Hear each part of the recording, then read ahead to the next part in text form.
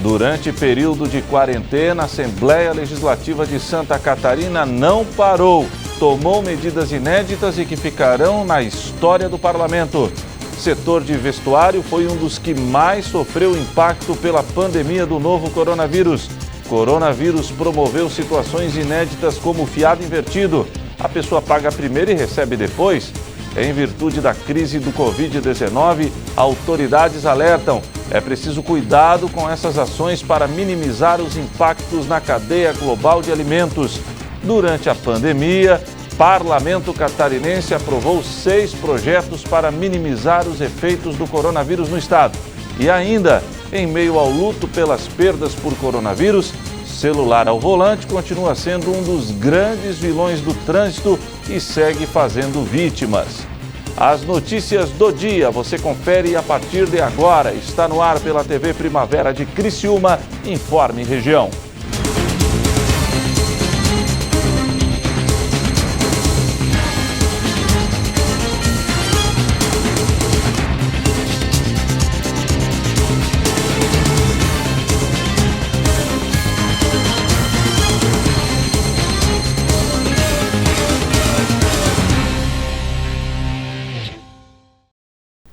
Hoje é sexta-feira, feriado, Sexta-feira Santa. Para você que acompanha a programação da TV Primavera, boa tarde. Durante o período de quarentena, a Assembleia Legislativa de Santa Catarina tomou medidas inéditas e que ficarão na história do parlamento. Acompanhe na reportagem de Maria Helena Salles. Diante de uma crise sem precedentes, a Assembleia Legislativa de Santa Catarina foi rápida. Determinado o isolamento social da população, o parlamento suspendeu todas as atividades presenciais para cumprir recomendação das autoridades sanitárias e passou a usar a tecnologia como aliada, realizando reuniões e sessões virtuais para a aprovação de uma série de projetos que deverão ajudar a sociedade catarinense a enfrentar a pandemia provocada pela Covid-19, o novo coronavírus. O presidente do Poder Legislativo Estadual, deputado Júlio Garcia, lidera os encontros direto do plenário, enquanto os demais parlamentares participam de casa, via internet. Implantado o novo modelo de atuação num dos momentos mais graves da história do Estado, a Assembleia Legislativa assumiu mais uma vez o protagonismo das ações necessárias para diminuir os impactos da crise. No dia 20 de março, os deputados participaram da primeira sessão virtual da história do Parlamento Catarinense. E também pela primeira vez, os 40 deputados, por meio de videoconferência, tomaram a frente e decretaram estado de calamidade pública em Santa Catarina. Em ocasiões anteriores, a iniciativa sempre foi do Poder Executivo.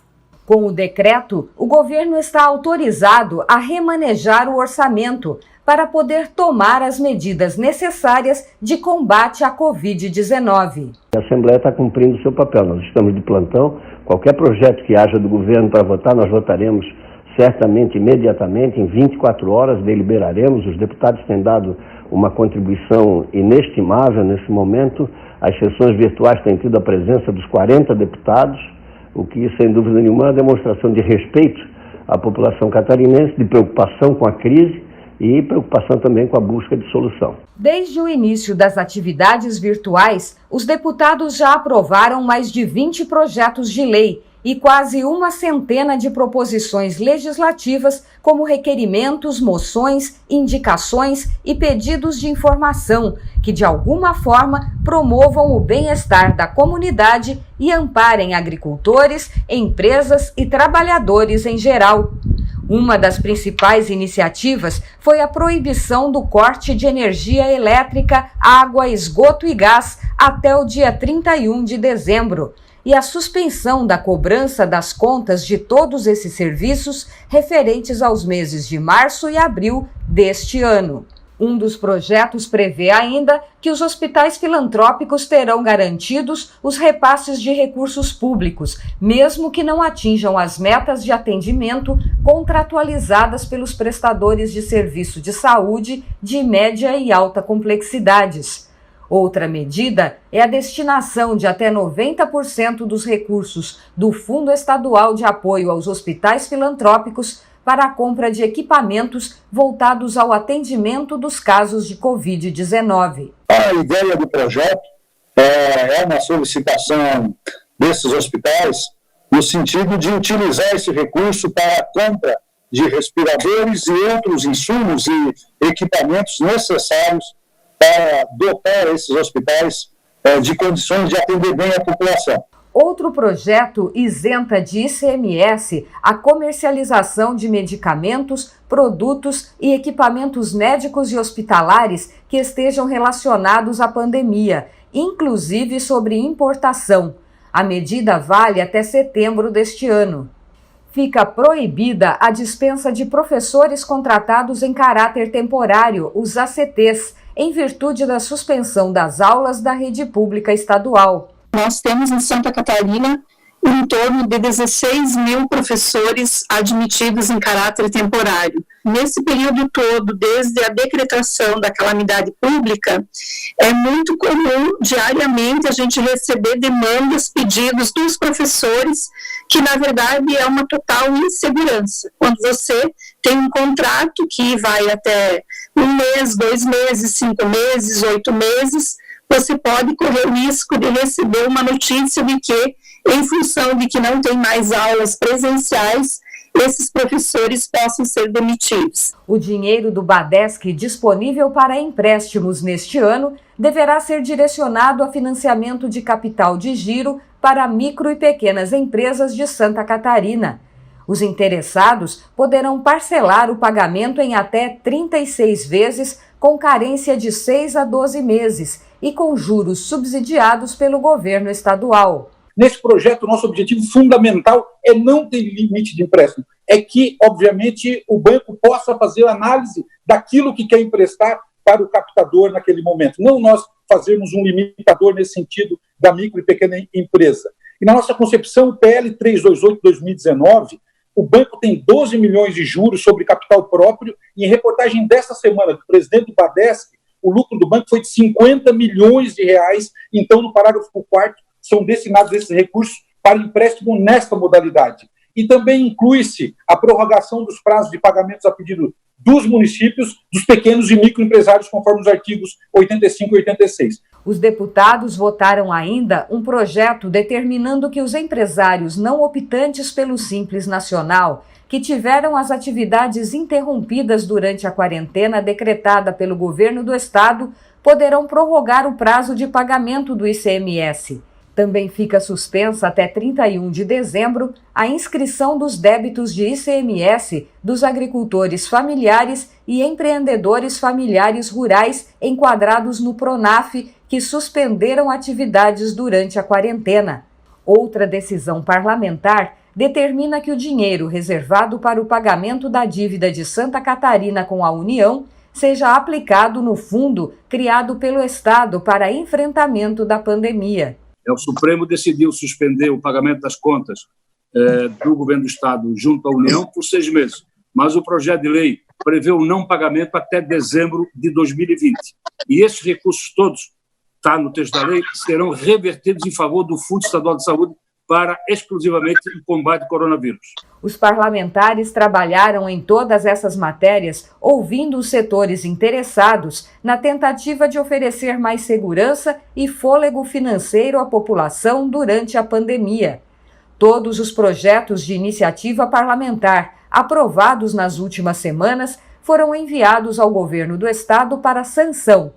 Só valem depois do aval do governador e da publicação no Diário Oficial do Estado. Cabe agora ao Poder Executivo a efetivação dessas medidas. E o setor de vestuário está sendo muito impactado pela pandemia do novo coronavírus.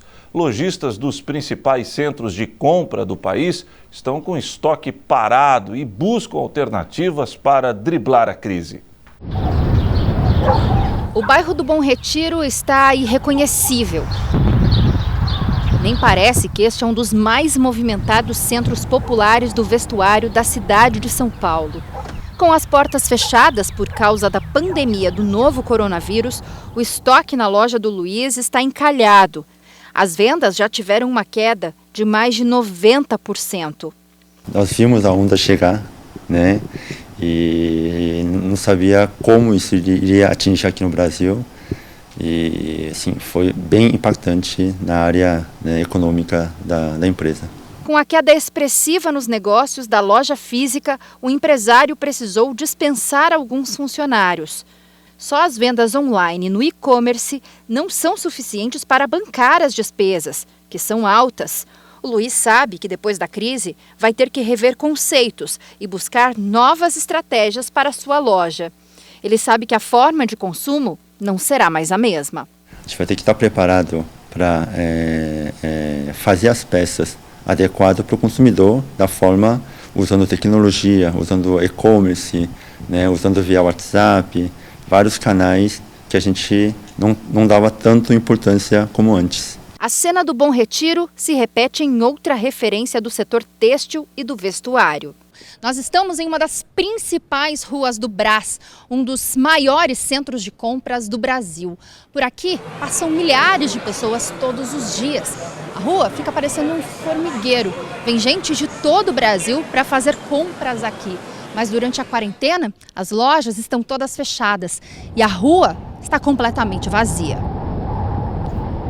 A Sinara vem de Ilhéus, na Bahia, para fazer compras no Brás. Com as lojas fechadas, a lojista prevê o impacto nas vendas, porque não conseguirá repor o estoque. Estamos agora, nesse exato momento, com um médio estoque. Em dias normais, ele se esgotaria em mais 15 dias. O Marcelo, que é um lojista no Brás, conta que tem mais de 20 mil peças de roupas paradas. Com as portas fechadas e sem vender quase nada, será difícil honrar compromissos com fornecedores, pagar o salário dos funcionários e o aluguel. Está todo mundo passando muita dificuldade, né? Porque ser um dos maiores polos de venda do Brasil. E a gente não tem como... para quem vender, né? Porque as ruas todas não tem cliente, a gente não sabe como a gente vai ter que se reinventar agora, né? Para sobreviver à crise e não amargar tantos prejuízos, não há saída a não ser uma solução para um problema até pouco tempo inimaginável. Os empresários precisam rever as estratégias para alavancar as vendas durante a pandemia do novo coronavírus. Nesses tempos de isolamento social, as empresas, para minimizar o impacto desse isolamento sobre as suas vendas, deveriam investir nos serviços de delivery dos seus produtos, isso é bem importante, aproveitando já as parcerias existentes com as empresas do ramo, mas investir em serviço de delivery próprio, isso é fundamental. E, em segundo lugar, investir também nas vendas através da internet, nas vendas eletrônicas. Para minimizar os impactos econômicos por conta da pandemia, o governo divulgou que as alíquotas de IOF sobre operações de crédito serão zeradas por 90 dias e também anunciou a suspensão das contribuições PIS, PASEP e COFINS e da contribuição patronal para a Previdência realizada pelas empresas nos meses de abril e maio. Agora, elas serão pagas em agosto e também outubro. A seguir, coronavírus promoveu situações inéditas, como o fiado invertido. A pessoa paga primeiro e recebe depois.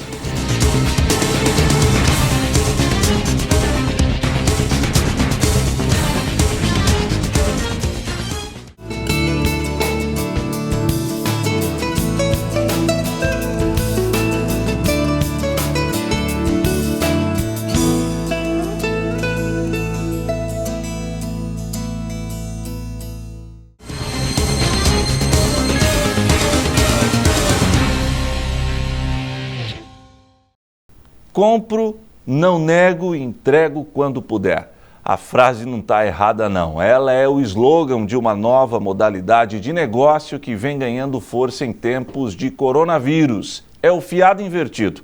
A pessoa paga agora e recebe depois. A estratégia foi criada para ajudar trabalhadores informais e pode ser boa para os dois lados. As salas da clínica de estética estão vazias, mas o trabalho não parou por aqui por causa do coronavírus. E foi pelo computador que a dona do local encontrou a saída para continuar em atividade. Ela está vendendo serviços que só serão realizados quando acabar a quarentena. Aqui na clínica a gente elaborou algumas estratégias onde a gente consegue antecipar caixa e trazer algumas vantagens para o cliente. Então a gente espera que nesse momento a gente consiga ter o mínimo de perda, né? A gente consiga manter uma estabilidade de vendas para conseguir atender esse cliente futuramente. E o negócio pode ser bom para os dois lados, afinal o cliente tem descontos de até 70% nos serviços. E a clínica, mesmo com portas fechadas, terá dinheiro para pagar as despesas básicas. Para a gente a vantagem é antecipar caixa. Hoje a gente tem na clínica 11 pessoas, né, trabalhando, então são 11 famílias que dependem disso. Então a gente precisa girar esse ecossistema de forma sustentável para todo mundo. Para o cliente a grande vantagem é adquirir serviços muito legais, com a qualidade que a gente preza muito, com descontos de até 70%, e ele pode usar em até 6 meses o que ele adquirir agora. Com o comércio fechado, uma nova modalidade de negócio vem ganhando força entre os trabalhadores autônomos e informais. É o chamado fiado invertido. O consumidor compra agora, mas só recebe o produto ou serviço após o fim da quarentena. O movimento ficou famoso após uma campanha feita por torcedores do Bahia. Nela, o objetivo foi ajudar os vendedores ambulantes que trabalham no estádio da Fonte Nova, nos dias de jogos, e agora estão sem renda. As compras podem ser feitas pela internet. O slogan da campanha é "Compro, não nego, pego quando puder". Maria vende brigadeiros e com isso ganha um salário mínimo por mês. O Pedro, que adora os brigadeiros e comprava todos os dias, entrou em um site de financiamento coletivo e criou uma campanha para ela, com a meta de um salário mínimo. Juntos, Pedro e Maria estabeleceram um menu de recompensas para quem fizer as doações. R$ 5,00 vale um brigadeiro, R$ 10,00 vale 3 brigadeiros. Ao fim da campanha, Maria vai receber todo o valor que foi arrecadado e uma lista com as recompensas que precisa entregar quando as pessoas voltarem a trabalhar. E essa ideia é muito interessante porque ela permite que a gente possa doar sem contrapartida, que é um gesto muito bonito, mas também que a gente possa comprar antecipadamente e que essas pessoas depois, né, possam devolver, né, dar esse retorno para as pessoas. E é uma proposta que dignifica muito esses vendedores. Para os ambulantes, a campanha foi a salvação nesse momento de quarentena. Sou um dos ambulantes que serão beneficiados pela campanha Fiado Invertido, feita pelos meus amigos aí, torcedores do Bahia. E eu vendo balas desde 1981. Eu quero agradecer aqueles que tiveram a ideia de fazer esta campanha, essa vaquinha, numa hora tão difícil para nós. A estimativa é de que 38 milhões de brasileiros dependam de atividades informais. Eles representam 41,4% da força de trabalho do país. E com tamanha importância para a economia, essas pessoas também serão fundamentais para o sucesso da quarentena. O problema é que muitos só possuem uma fonte de renda e, sem poder trabalhar, não terão de onde tirar o sustento. Nesta semana, o Senado aprovou o projeto que prevê o pagamento de R$ 600 por mês para trabalhadores informais durante a pandemia de Covid-19.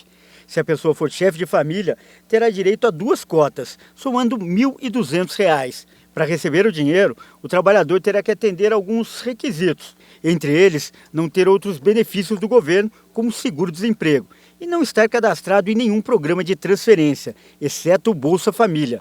Para um trabalhador informal, seguir a recomendação da OMS, do Ministério da Saúde, enfim, das entidades que hoje estão responsáveis, principalmente pela questão da quarentena e orientando tecnicamente a ficar em casa, é mais difícil. Porque para eles tem a questão da renda, enfim, o impacto é muito grande, mas é importante reforçar que isso sim é necessário, que isso é importante para, inclusive, a economia ser reaberta em breve. O Rodrigo é um dos que convive com o dilema. Há 5 anos ele vende produtos naturais em uma barraca da região central de São Paulo. Diz que tem medo de ser contaminado pelo vírus, mas que se ficar em casa não terá como sustentar a família de 7 filhos. Entre o medo de ser contaminado e a necessidade de ganhar dinheiro, o que prevalece? Então, mano, aí é uma pergunta difícil, entendeu? Mas eu preciso ter o dinheiro. Aí eu tenho que vir pra rua, porque... Nessa dúvida, então, a necessidade fala mais alto. A necessidade fala mais alto. Por conta do avanço do coronavírus no Brasil e o fechamento de fronteiras, em comunicado conjunto, a Organização das Nações Unidas para Alimentação e Agricultura, a Organização Mundial de Saúde e também a Organização Mundial do Comércio alertaram que é preciso cuidado com essas ações para minimizar os impactos da cadeia global de alimentos. No Brasil, a ministra Tereza Cristina disse que não há notícia de desabastecimento de alimentos em nenhuma cidade do país. Além disso, o governo brasileiro mantém estratégias alinhadas para garantir que não falte comida na mesa de ninguém. A produção, distribuição, comercialização e entrega de alimentos são atividades essenciais, inclusive em período de pandemia. Foi o que assegurou o decreto do presidente Jair Bolsonaro. Ainda assim, entidades que representam o setor afirmam que em muitos municípios do país há dificuldades para o funcionamento das agroindústrias. Tivemos várias reclamações de fechamento de lojas agropecuárias, dificuldade de escoamento da produção e problemas para a reposição de peças de máquinas e equipamentos. Nesse cenário, a ministra Tereza Cristina publicou a portaria número 116 no dia 26 de março, para detalhar o que são serviços e atividades essenciais à produção agropecuária. Acreditamos agora que iremos superar esse tipo de problema. E para garantir que não haja outros problemas que possam levar ao desabastecimento, a Confederação Nacional da Agricultura e Pecuária tem acompanhado e orientado os municípios a não suspender atividades essenciais. Nós estamos recebendo a demanda e acompanhando e monitorando aí alguns atos municipais, estaduais que porventura prejudiquem aí a distribuição, a produção, a cadeia de insumos da produção de alimentos como um todo. Então, nós estamos monitorando isso, nós estamos promovendo algumas interlocuções com a Confederação Nacional dos Municípios, oficiamos a Confederação Nacional dos Municípios para que oriente os municípios a garantir o pleno exercício das atividades essenciais, que dentre elas está a produção de alimentos, distribuição. Por isso, o SINES está acompanhando de perto essa demanda para garantir o pleno abastecimento para a população. A ministra da Agricultura, Tereza Cristina, garantiu que não há notícia de desabastecimento no país e que tem procurado manter diálogo com todas as pontas da cadeia produtiva, buscando dar uma assistência e atenção especial aos pequenos produtores. Este economista explica que a situação do Brasil é confortável frente a outros países, pois somos grandes produtores. Alguns países dependem de outras nações para fornecimento de alimentos. É o que favorece muito o nosso sistema de agronegócio, tanto como o europeu, como o mercado asiático. Eu acompanho o pensamento da ministra. Nós temos uma produção em larga escala, preparada para o mundo, e eu acho que isso pode ser um diferencial muito grande para o Brasil numa situação dessa. O Brasil não corre risco de abastecimento em momento algum. Eu não vejo nesse exato momento algum risco de falta de fornecimento de alimentos por questão de falta de produção. Mas além de produzir, é necessário fazer o alimento chegar na mesa do cidadão. Por isso, o trânsito de cargas está mantido em todo o país. O Ministério da Infraestrutura diz que alinhou com os estados que, além do tráfego, é necessário manter serviços essenciais para esses trabalhadores, como borracharias e pontos de alimentação. Além disso, diz que instalou 130 pontos de atendimento para os caminhoneiros, com distribuição de kits de higiene e alimentos. Mas eles querem mais. A associação, que representa mais de 500 mil de caminhoneiros no país, a ABICAM, pediu ao presidente da República que suspenda a cobrança de pedágios nas estradas do país. O mesmo pedido já havia sido feito pela Associação Nacional dos Transportadores de Carga. Em nota, o Ministério da Infraestrutura disse que a medida é impossível e está fora de discussão. O mesmo entendimento tem a Confederação Nacional dos Transportes, que representa todas as empresas de transporte do país. O presidente da CNT, Vander Costa, defende o cumprimento das leis e dos contratos das rodovias. Nós não defendemos a suspensão da cobrança do pedágio, primeiro porque nós entendemos que a lei deve ser cumprida e ela fala que deve repassar Outro ponto também muito importante é que nós defendemos firmemente o cumprimento de contrato. E hoje, por regra, as rodovias que cobram pedágio são rodovias privatizadas e elas ganharam um contrato por licitação onde consta a cobrança. Então, você interromper a cobrança mesmo por período curto vai ser uma quebra de contrato que vai ter que levar a uma renegociação onerando o transporte mais à frente. Em maio de 2018, o Brasil viveu a maior crise de desabastecimento dos últimos anos. Reivindicando maior previsibilidade e menor flutuação do preço do óleo diesel, os caminhoneiros paralisaram as atividades por 11 dias em todo o país. Na época, o Ministério da Fazenda informou um prejuízo de 15,9 bilhões de reais para o Brasil. Faltou combustível nos postos e nas prateleiras poucos alimentos. Os preços dispararam. Nada comparado ao cenário atual, já que os caminhoneiros seguem trabalhando. Mas fiquem calmos que a questão do abastecimento no Brasil não vejo que esteja em risco. A seguir, durante a pandemia, o Parlamento catarinense aprovou 6 projetos para minimizar os efeitos do coronavírus no estado.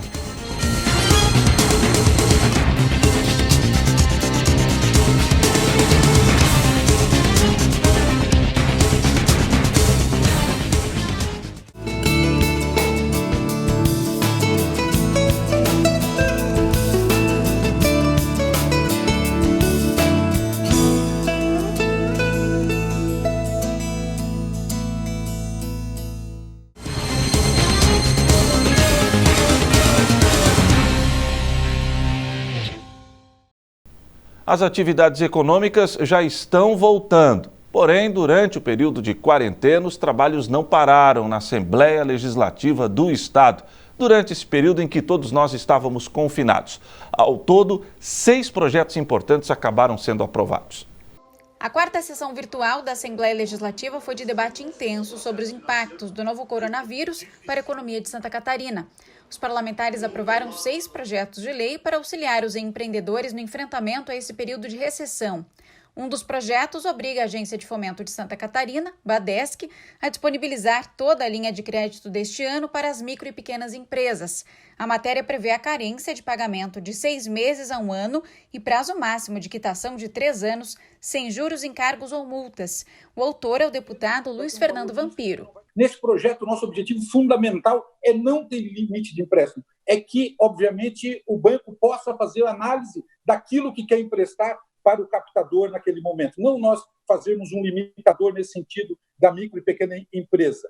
E na nossa concepção, o PL 328/2019, o banco tem 12 milhões de juros sobre capital próprio e em reportagem desta semana do presidente do Badesc, o lucro do banco foi de 50 milhões de reais. Então, no parágrafo 4º, são destinados esses recursos para empréstimo nesta modalidade. E também inclui-se a prorrogação dos prazos de pagamentos a pedido dos municípios, dos pequenos e microempresários, conforme os artigos 85 e 86. Outra proposta aprovada, apresentada pela bancada do MDB, prorroga o prazo de recolhimento de ICMS das empresas não optantes pelo Simples Nacional, que tenham sido obrigadas a suspender de forma total ou parcial suas atividades em virtude dos decretos do governo estadual referentes à pandemia. O mesmo texto suspende até 31 de dezembro deste ano a inscrição de débitos do ICMS de agricultores familiares e empreendedores familiares rurais. Também foi aprovado o projeto de lei do deputado Marcos Vieira, que prevê que o Estado reverta o recurso que seria destinado no pagamento da dívida de 2020 com o governo federal, para fomentar o fundo criado para o enfrentamento ao novo coronavírus. Os parlamentares aprovaram ainda a matéria apresentada pelo deputado José Milton Schaefer, que suspende a manutenção da obrigatoriedade até o último dia desse ano das metas dos prestadores de serviço da saúde de média e alta complexidade.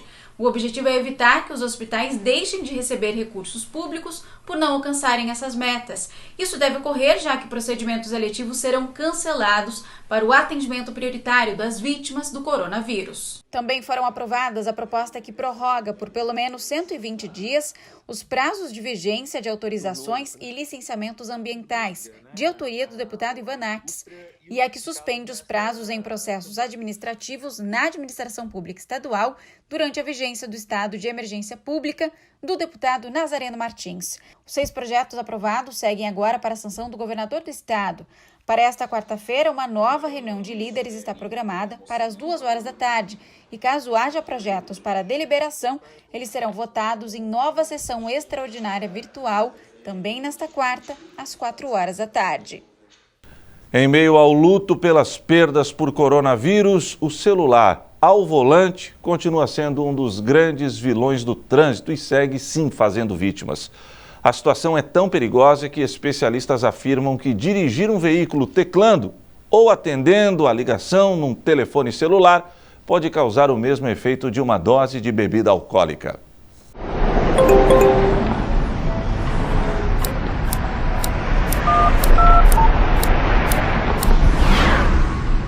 A cena é comum nas ruas de São Paulo. O motorista dirige e, ao mesmo tempo, mexe no celular. Um perigo que está banalizado no trânsito brasileiro. A gente tem que entender também que dirigindo não dá, mas nessa pausa não tem como você não deixar de atender, tá bom? Obrigado, viu? Mas a gente trabalha em um hospital, é meio difícil. Não uso. Não uso? Não uso. Por que você não usa? Ah, por causa do trânsito, né? Atrapalha, né, velho? Aumenta muito o risco de acidente? Aumenta. Então é melhor esperar chegar em casa, chegar no trabalho. Não, aqui meu ajudante vai me guiando quando eu preciso aqui, ó.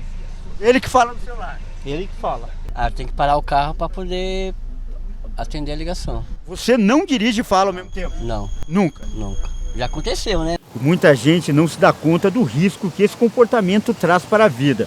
De acordo com dados da Associação Brasileira de Medicina de Tráfego, a Abramet, o uso do celular é a terceira maior causa de mortes no trânsito do Brasil. A estimativa é que, por ano, 54 mil pessoas percam a vida. Uma média de 150 vítimas todos os dias. Tem que usar o celular, não adianta, a gente fecha negócio aqui, é a vida da gente. Acaba se arriscando, infelizmente. Não tem jeito, é um perigo, não indico ninguém fazer isso, só que infelizmente a gente acaba tendo que fazer. Eu atendo, mas com ele no viva voz.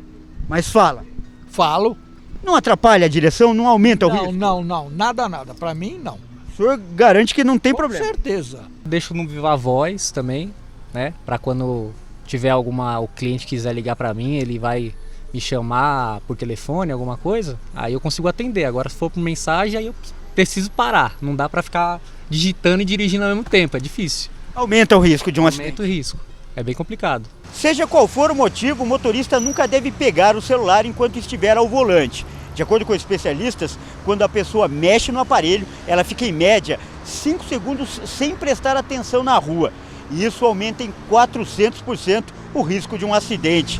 Um perigo comparável a dirigir embriagado. Muitas pessoas imaginam que, eu dirijo, depois que eu tomei uma cerveja não tenho nenhuma alteração, né, de atenção, ou eu sempre digitei no celular dirigindo e não tenho nenhuma alteração. Mas isso aumenta o risco tanto para a pessoa como para terceiros, quer dentro do carro, quer para outras pessoas que possam estar envolvidas no acidente. Por causa do aumento de casos, vários estados brasileiros têm feito campanhas de conscientização.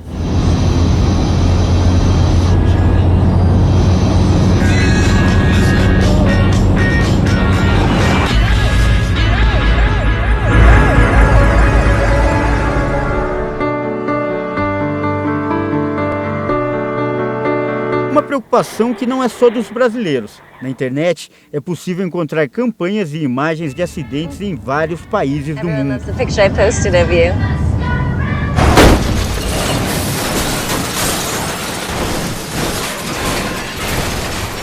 E nem a punição inibe os motoristas de usarem o celular enquanto dirigem. A multa para esse tipo de infração é de R$ 293,47, além de 7 pontos na carteira. A infração é considerada gravíssima. Mesmo assim, no último ano, as autuações cresceram 33%. Isso deixa claro que as pessoas não têm noção ao perigo que elas correm. Sim, uma parte aí está relacionada com a própria conscientização. A pessoa deveria se conscientizar em relação aos riscos que ela está correndo e está oferecendo a outras pessoas, né? E não só assim levar em conta com a penalidade aplicada para mudar o comportamento. Ou seja qual for o assunto, seja qual for a mensagem, não vale a pena atender o telefone enquanto estiver dirigindo. Não vale. Não vale. É difícil dirigir sem mexer no aparelho? Não, eu não mexo no aparelho nem, olha. O senhor não se arrisca? Não, de jeito nenhum. Segurança em primeiro lugar? Celular só em casa. Só em casa e depois das 6 eu atendo. No trânsito, no volante? De jeito nenhum. Não gosto de fazer isso. A gente tem que ter 3 olhos para tudo que é lado. Imagina com o celular. Você não precisa atender coisa nenhuma. Você precisa manter sua atenção no trânsito. Preciso responder. Não, você não ganha tempo com isso, você ganha multa e ponto na carteira. É do trabalho. Você não faz porque precisa, você faz porque quer, né? Usar o celular enquanto dirige não tem justificativa. Já pensou nisso? E o Informe Região desta Sexta-feira Santa fica por aqui. Voltarei amanhã, sábado de Páscoa, 15 para o meio-dia, no Boletim Primavera, se Deus assim permitir. Boa noite.